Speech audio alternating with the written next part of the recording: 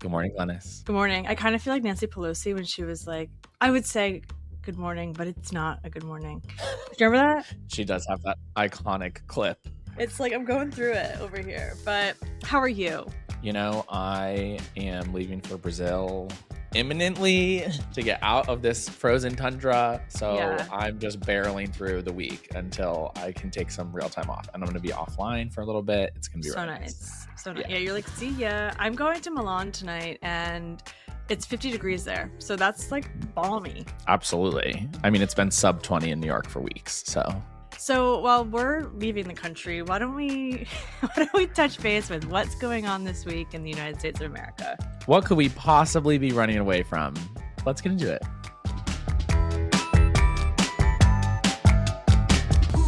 So, who is your favorite content creator to follow about the Epstein files? Sammy Sage. Yeah, she's doing a great job. So Sammy is one of the co-founders of Betches, and she's also laboriously gone through all of the documents. So Sammy, I follow to see what she has to say about it. V Spear also does really good content. Who are you following for Epstein? Eliza Orlins has done quite a lot as well. I'm exclusively seeing the Epstein story and files through the eyes of creators. Yeah, it's the citizen journalism that is extremely valuable in this moment. And they also have large platforms, so the information is able to spread. I don't even honestly want to get into what is in the documents. It is so disgusting and shocking. But what is important to know is that Donald Trump is very much in them and is very much a pedophile. Yeah, I know that he's been mentioned thousands of times in the most recent batch of documents that dropped, which was around 3 million new files. It has photos and there's videos and there's all kinds of emails. It's caught up lots of billionaires, lots of big name influencers and members of the administration, members of the cabinet. Elon Musk, I have to name by name, is being called out as a flagrant liar and loser. The emails themselves, he's getting ripped to shreds online because not only is he desperate to be in this Epstein Island universe, the way he's asking is so lame. He's just such a loser. The whole thing is super disturbing, right? So what are the through lines here that actually matter? It's not going away. There's still more files to come. Every time it gets worse, it brings more people into it and intensifies the general belief that the conspiracy, to air quotes, is true. The tinfoil hat people were onto something. Let's just say that there is pretty clear evidence, in my opinion, that shows that Jeffrey Epstein was one of the founders and seed funders of this alt-right movement online to spread misinformation and disinformation on QAnon and other sites. So it wasn't just that people were organically starting these forums. Potentially Jeffrey Epstein, one of his many endeavors, this was one of them. I also want to say, I think I don't know what the exact percentage is, but we still have millions and millions and millions and millions of documents that need to come out here. I don't know if you saw this as well, but they did not redact correctly and safely. And they have since fixed this, but when they originally released the files, they did not obscure the faces of young women and girls in the files. They also didn't redact nudity of young women. No, I didn't know that. Yeah. That's horrific. I mean, what I'm referring to is that the Trump administration has taken the position that there is no list, that Epstein was the only person who abused the women, that there are no other charges to be filed because nothing else happened. That's their official position. When you hear from Todd Blanche, the assistant AG, they're saying that there are no charges, that there's nothing else to be done, and everyone is seeing all of these communications come out that very clearly disprove that. And so it's a broader theme to the Trump administration asking people to not believe their eyes and to ignore all of the evidence in the real world and just take their word for it on everything. The same as when they say that Alex Preddy wasn't murdered, that he was there to assassinate um, uh, federal agents. Like it's a recurring theme that this type of authoritarianism, because that's what it is, this consolidation of power in a unitary executive requires that level of propaganda and this blind loyalty to an individual instead of to the truth, our system of government, the Constitution, all these other things that we're actually supposed to put above the president of the United States. Yeah, and that ship has clearly sailed, the continuous lying and gaslighting. Did you see the Caitlin Collins clip from last night? Caitlin Collins is a fair journalist from CNN, and the way the president of the United States speaks to her when she is asking about the victims of the Epstein files is disgusting. It is so blatantly clear that Donald Trump only cares about protecting himself in this situation. And I just think this is something that, like, we have to be a dog with a bone here and not give this up, especially going into the midterms. Like, they are protecting these horrific people, they being the United States government, and we can't tolerate it. All of these clips of Trump attacking individual journalists, calling them pigs, calling them stupid, calling them fake, like all these different things, are always weirdly one-on-one silent interactions. And I would love to hear the rest of the press corps just like react. And I feel like they're holding this like decorum above the truth, above like common decency even. And it reminds me of the Martin Luther King quote, actually, that I'm going to pull up. It'll only take me half a second. MLK has this concept that you're really fucked when people prioritize order and etiquette over justice. I have almost reached a regrettable conclusion that the Negro's greatest stumbling block in his stride towards freedom is not the white citizen's counselor or the KKK, but the white moderate who is more devoted to order than to justice. And so I would love to see the press corps jump in once when that's happening to just boo Donald Trump, to just acknowledge that that's not acceptable or normal behavior, and to make clear that he's the one outside of the norm, not one journalist who's like taking things too far or whatever he's trying to make it out to be. Literally that. And, you know, to your point, you see this past week, Don Lemon, who is now an independent journalist, getting arrested because he is speaking up and out about the administration and taking, I'm using air quotes, risks, journalistic risks around reporting. That I think should shake people up a little bit more. Yeah. I mean, somebody put up the Bill of Rights and let's start crossing out the ones that Donald Trump has eliminated, because freedom of the press, gone. Like, arresting Don Lemon is insane. Mm-hmm. Raiding the home of a Washington Post journalist, insane. Like the things that are going on. And then you have the Fourth Amendment also gone. Using administrative warrants to enter the homes of US citizens without permission is literally what the Fourth Amendment was created for, was to prevent that from happening. I don't know if you saw, but 6 former general counsel, so the highest possible attorney at DHS under both Republican and Democratic presidents, came out and wrote an article saying the Fourth Amendment is donezo. You guys have killed the Fourth Amendment. You have to stop everything that you're doing at DHS, basically. I want to pause and put that into like layman's terms of what that actually means. It's like you, Brian Derrick, you say something that pisses the Trump administration off. He can send in, at this point, the FBI into your apartment without a warrant. He can't, but they are. Correct. Yeah, right.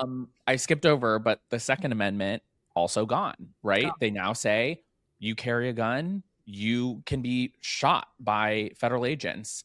You legally carry a gun. Right. Like, gone. So I think that the list goes on.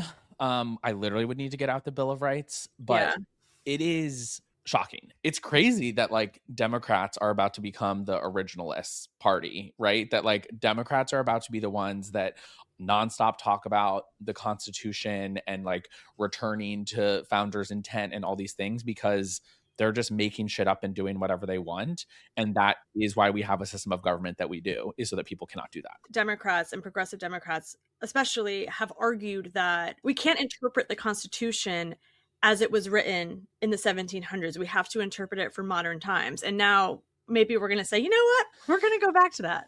I mean, and yeah, maybe I'm being hyperbolic, just in that you don't even have to be an originalist to know that the Fourth Amendment prohibiting unreasonable search and seizure, or like protecting people from illegal search and seizure, prohibits the government from entering your home. Like that is a, whether you're you believe in modern interpretations of the Constitution, or you believe in that it should be the letter of the law as it was written, either way, that prohibits that kind of activity. So it's not controversial. And so we just have to recapture the common sense understanding that the Constitution actually is important to how the US functions, and that Trump has trampled it since taking office. Okay, Thomas Paine. On another episode, I will go through the Bill of Rights and come up with all of the amendments that Trump has trashed, because it's the 10th Amendment as well. I just pulled up the number that I had left out. But federalism, with his most recent attacks on elections in states that are run by Democratic governors and legislatures, that he wants to take over how elections are administered, also illegal, also unconstitutional, also against the 10th Amendment of the Bill of Rights. So it's extensive, and I can't let it go. It's opposed to everything that I believe in this country. And to the press point, Trump doesn't need legacy media, because he can just go on Dan, what's his name? Bongino. Yeah, Dan Bongino's podcast that has 2.5 million weekly listeners, and say how he wants to nationalize elections. And then mainstream media has to pick it up and talk about it. And to your point, very unconstitutional elections famously live with states and with counties. But I don't want to leave Vibes listeners worried. Do you think we will have fair elections in the midterms? Yes, I do. I think that we're going to destroy them in the midterms, and we'll talk about that more later. We have to be prepared, right? We have to have plans in place, contingencies in place, to ensure that he cannot interfere before, during, or after the election. And we can do that. We know what their playbook is. We know where the sort of levers of power are that we need to hold in order to fight back and prevent him from disrupting or undermining elections. But we need people who are willing to do it. We need people to be making moves now. It's not a November 7th after the election kind of thing. It's a right here and right now urgent need for action. I agree. Lots to talk about this week. I think we should jump into the government shutdown and the vote on DHS funding, which just happened very recently as of time of recording. And I don't know how deep we want to go. We've been talking about this for a couple weeks. The deal was there was a deadline. Government funding was running out, or did run out, at the end of January. And they needed to pass bills to fund government agencies for the rest of the year. We made a zillion phone calls, successfully pressured Democrats into withholding their votes from the DHS, the Department of Homeland Security portion of that bill, forced Republicans' hand. They stripped that portion out of the bill, passed the rest. And so we had a partial government shutdown for about 4 days. And then that went back to the House. And then the House passed the full appropriations bills minus DHS. And now we're in this limbo period where DHS is under a continuing resolution, and there's ongoing negotiations right now over what restrictions will be put on ICE in order to pass DHS funding. So what's the takeaway here? Your calls work. The pressure campaign works, and that incremental change is possible. Yeah, I mean, we're making progress on two fronts, right? Trump's support has collapsed on immigration. The country is irate. He's underwater with every demographic group that matters. The sort of overall opinion of the country looks a lot more like it did pre-2024, with like young voters and Latinos and Black voters and anyone who had even somewhat drifted towards Trump, jumping back into the left. And that created two responses. One, the administration is voluntarily policing themselves a bit, right? First, we got rid of, who's the Nazi guy? Isn't it like bovina or something? Bovino. Yes. Okay. I'm confusing Bovino and Bongina or whatever. Literally, they're just like a grundle of people. I know it's not Bongina, but now it's Bongina. I'm Yeah. going with Bongina. Okay, so Bovino got fired from his role in Minnesota and sent back. They sent in Tom Homan, who started trying to work with Minnesota officials, including Walz and Mayor Frey.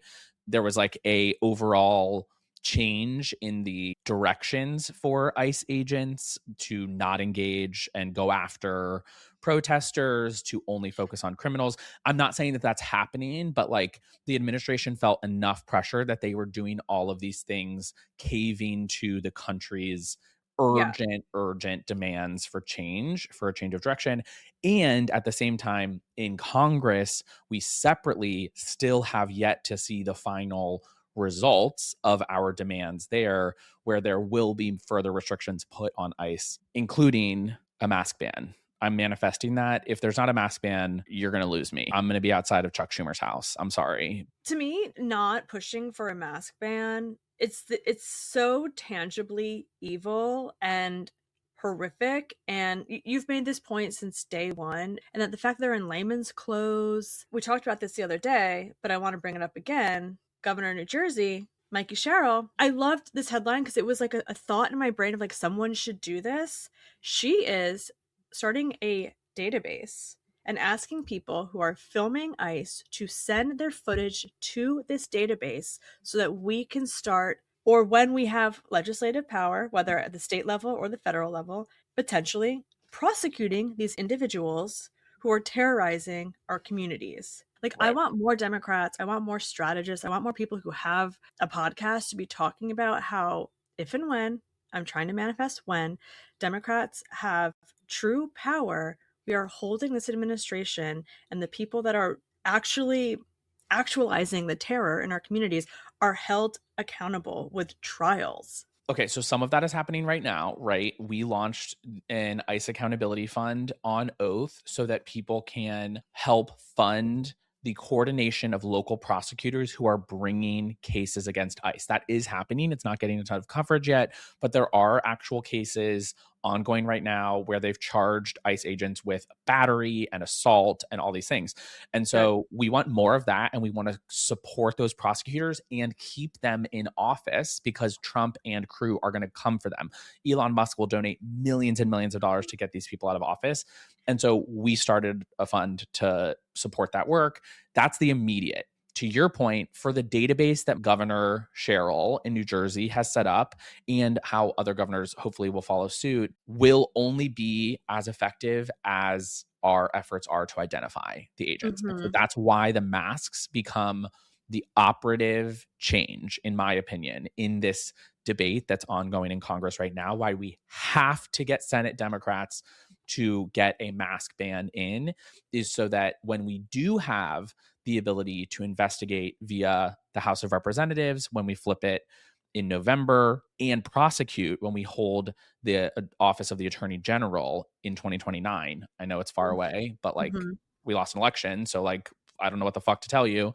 Then we can go back and prosecute based on video evidence of these people's fucking faces as they terrorize communities. If we cannot identify them, we cannot prosecute them. That's why it's, for me, ban the masks, document the abuses, prosecute. Ban, document, prosecute. It's really not that complicated.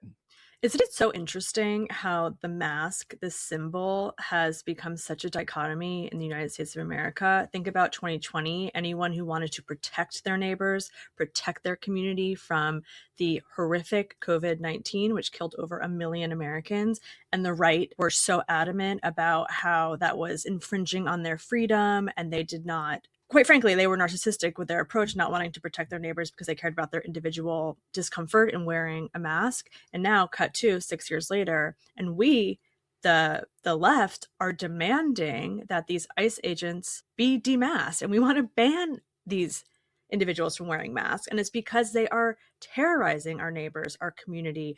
They are stripping people of their basic constitutional rights by murdering them in cold blood on the street. Yeah. And I will take that one step further. After common sense people were like proponents of masks during an airborne deadly pandemic, Republicans freaked out.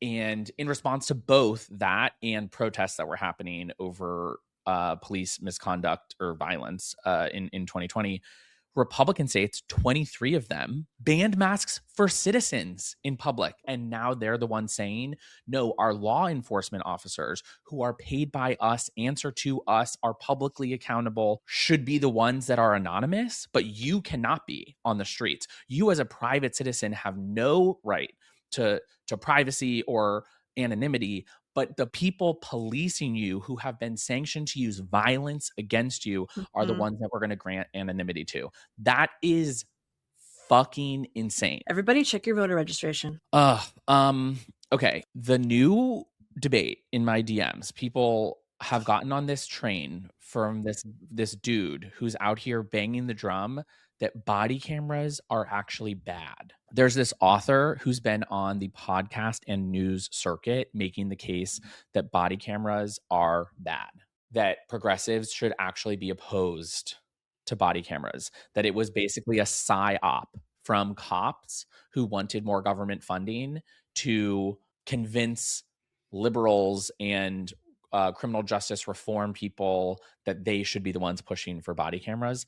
It's just on a common sense level insane to me, and it's crazy how many people are buying it. And now when I post about like, oh, now Kristi Noem is requiring body cameras, we haven't even gotten our negotiated terms through yet, and they're already instilling body cameras, like that's a positive step. People are like, no, this is bad. I just want to pause because to understand the narrative of why it's bad. Is it bad because ultimately who has control of those body cams? We don't have jurisdiction over those people, so if it, like, footage goes missing. He's saying that they're using it to create a surveillance state, that they want more cameras to be monitoring people and for facial recognition stuff. We live in New York City. You can't walk a block without your face being scanned. There's a lot of really asinine arguments against it. People saying like, oh, but we already have phones. Like the murder of Alex Preddy and Renee Good were already recorded. Why would we need body cameras? And it's like, well, you only know what you have seen. You don't know what you haven't seen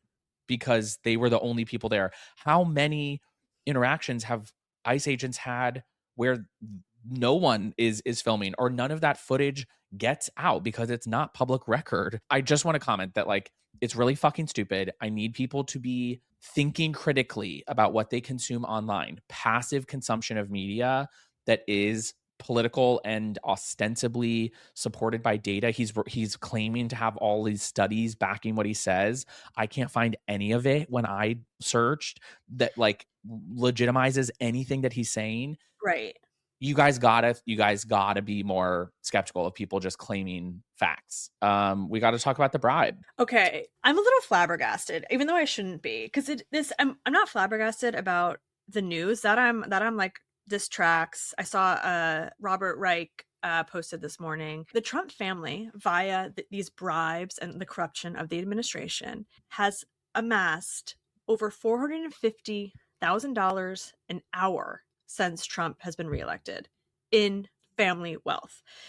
So this bribe that you're talking about, which, did we know it happened or now we're just learning it happened? We knew that the money happened. We didn't have stats or information or receipts on where it came from. Back in January of 2025, Trump launched this crypto venture. It's called like World Financial something. It's like Liberty Financial World. Yeah, thank you. World Liberty Financial. Yeah. And so they set up this like meaningless company, crypto. It's a crypto scheme. It's a scheme. It's a laundering scheme. And we know that the family made a fuck ton of money from it. We knew that even then. There were like reports coming out. What the Wall Street Journal just broke open in one of the biggest scandals of the entire administration is that they can trace $500 million of that money to the UAE, who then, against the advice of the American government experts, the UAE then received permission directly from Trump to start buying American-made AI chips. And so it seems like a very clear exchange transaction. Trump's family is being personally paid 9 figures in order for the UAE to gain access to restricted American technology. Prosecute, jail, jail, jail, jail. The fact that he has turned the office of the presidency into a criminal enterprise should disgust every single American. I'm almost at a loss for words at this point, because all I can think about is like, you gotta vote, you gotta vote, you gotta vote. And people get really frustrated with me when I'm like, oh, you can't just tell people to vote. And I agree, we have to do more than just show up in November for the midterms and then, 28. But what do we do?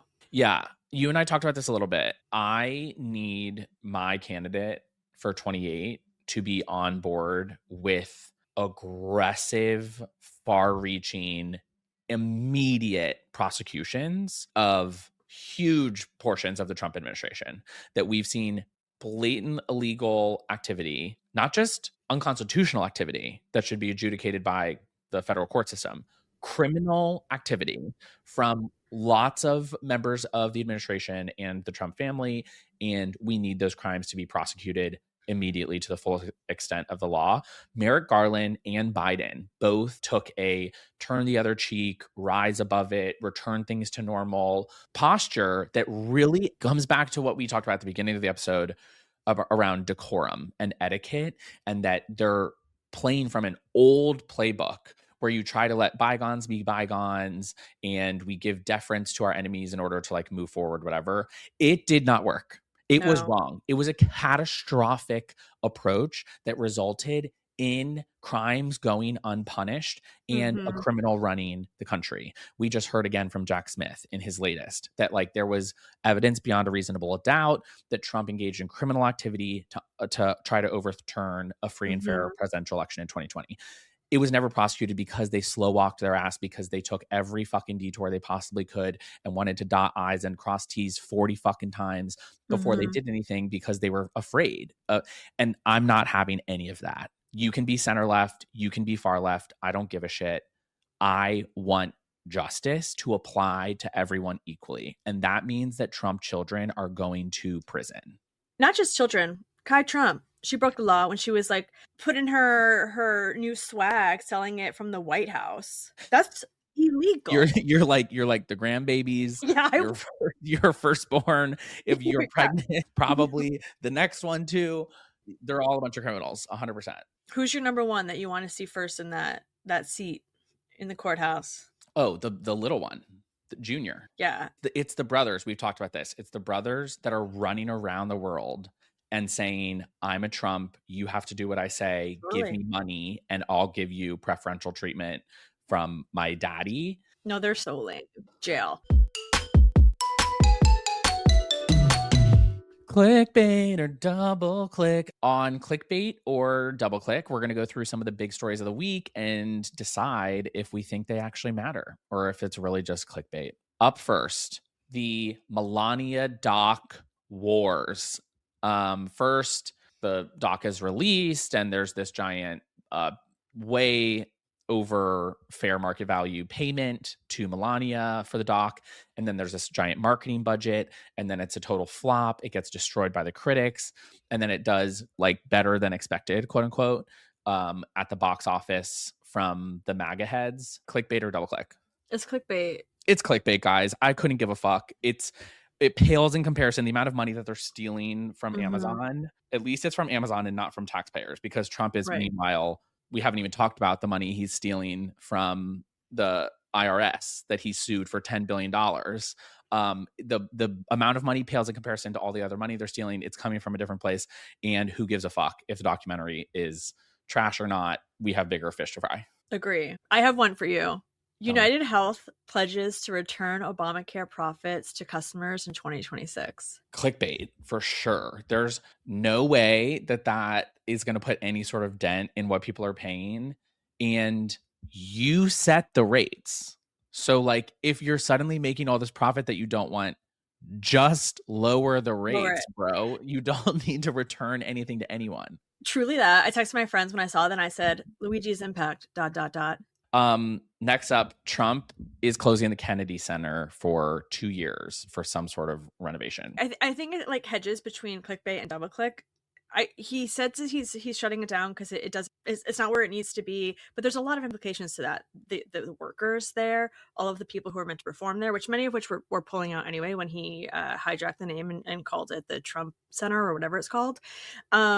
To me, it just shows the consolidation of power that Trump is doing, and this is like a very well known, famous institution that represented the arts and culture in this country, and he thinks that he cares and he wants control over it, but he's a loser. I hear you. I'm going clickbait just in that people are getting murdered in the street and Trump is stealing $10 billion at a time from the government, and we don't have half of the Bill of Rights anymore. And we're concerned about him sending the National Guard to polling places during an election. Like, if he demolishes the Kennedy Center, it'll be so sad. And also, I like can't spare a moment to do anything about it. So I have to go clickbait. The Clintons have agreed to testify about the Epstein files in order to avoid a criminal contempt vote in Congress. I feel like it's clickbait in the sense that there's no winning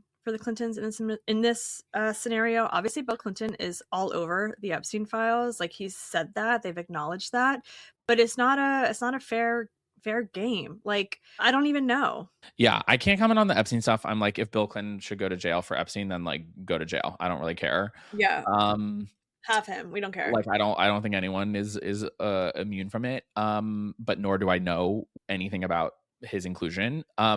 I would have said clickbait until the Clintons, it was probably Hillary, put out a statement when they agreed that specifically highlighted Republicans have now established that if former presidents defy a subpoena from Congress, they will be held in criminal contempt and jailed for not appearing. And it applies to presidents, first ladies, and their families. And so what this has done is it means a democratically controlled House can subpoena Trump and Trump's family. And if they do not comply, they can hold them in criminal contempt and jail them. The family. Like, any Trump, any last name Trump can now be subpoenaed by Democratic only votes in Congress. And if they refuse, then they can be held in criminal contempt. So you feel like the Clintons are falling on the sword a little bit to create this new rule? Republicans made the rule. I think that it's critical in these moments that we say out loud what the rules that they're making are, right? Because let me tell you, I will be in the ear of the next administration, bullying them into doing every single one of those things in a way that aligns with progressive values. So absolutely, it is an effective means to limit power, to show people how you plan to wield it when you have it. Period. Next up, James Tallarico. Thank you next. Like, this is clickbait. It has absorbed so much of the online discourse for the last 48 hours, if not like 2 weeks. I think there are conversations around creators being treated as journalists, vice versa, what off the record, on the record means. It's so clickbait. If you're like deep in this lore, I need you to get a grip. I need you to like look around and see what the midterm cycle is. Yeah. Go learn the names of more than 5 people who are running for office this year, and then tell me that that's the most important thing happening, because it isn't. All of this is for a seat that Democrats have a less than 5% chance of winning. Guys. Well, Brian, I want to challenge you. What's a race right now that people should be paying attention to that they're not paying attention to? Frickin' Mary Peltola in Alaska. We can flip a Republican seat that wasn't even supposed to be competitive this cycle with Mary Peltola. And it's Alaska, so it's a big state that does require money, but is way, way, way less expensive than Texas media markets. So go help Mary Peltola, dude. But we can end with a good vibe on Texas, because I know that we're going to piss off a bunch of Texas people with those comments. Hit me with this vibe. I saw it and I said, Brian's going to be happy. I was overjoyed, actually.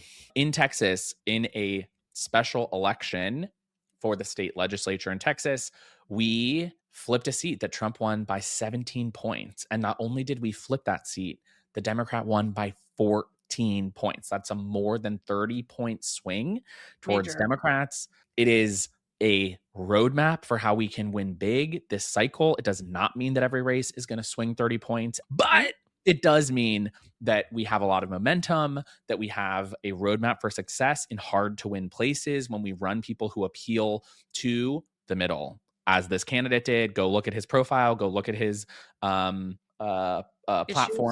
He focused on the economy, he focused on cost of living, he focused on fighting for working people, and he appealed to the broadest possible coalition. You don't have to call that the middle. You can call that populism. You can call that popularism, David Shore.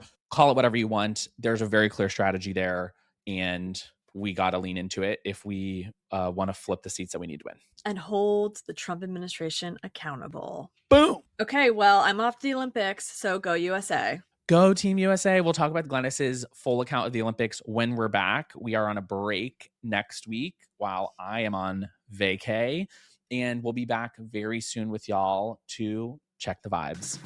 See ya. Vibes Only is a production of Vibes Only the Podcast, LLC, produced by us, Glennis Meagher and Brian Derrick, with audio producer Baze Hohen and digital producer Maddie Hart. We want to hear from you. Send us voice notes, drop a comment, and if you're vibing with the pod, share it with your friends. Don't forget to like, follow, and subscribe wherever you get your podcast. We'll see you next week. See ya.